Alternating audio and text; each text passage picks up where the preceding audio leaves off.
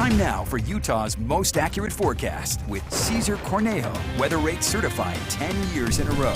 All right, let's head over for a look at the weather with meteorologist Cesar Cornejo. What's the latest on the storm moving through? Well, we're seeing that we have snow in the higher elevations, and this one was taken over in Snow Basin, getting some fresh powder. Thank you, John Hanley, for sending this one in. Oh, it is looking great. Continuing to see all of this snow, and when we take a look at the snow stake, we do see 2 inches have already accumulated since they've cleared it off at around 4 o'clock. So we are expecting to see more snow throughout the overnight hours, and that's why we'll continue to track this for you. Then we'll see the impacts that it'll have for some of our morning commutes, as well as the winter storm warning that is in effect for those mountainous areas. And what does that mean for the backcountry? Also, we'll have that colder air right after and making us feel very, very cold.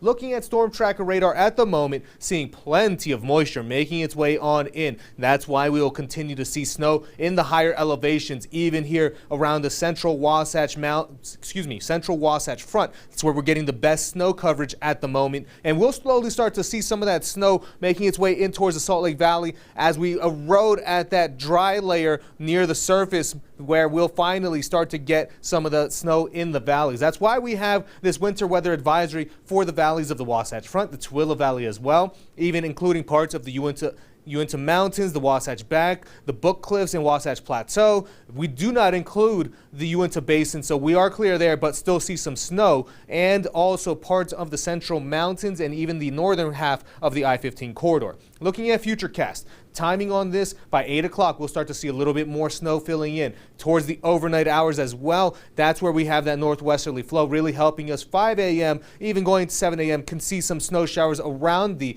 Wasatch Front, impacting our morning commute. By lunchtime, it'll start going towards central Utah as well, where we could even see some thunderstorms at times thanks to just this extra energy in the atmosphere. But after Wednesday evening, that's where we start to dry out, become a lot colder thanks to that northerly flow bringing in all of that chilly air.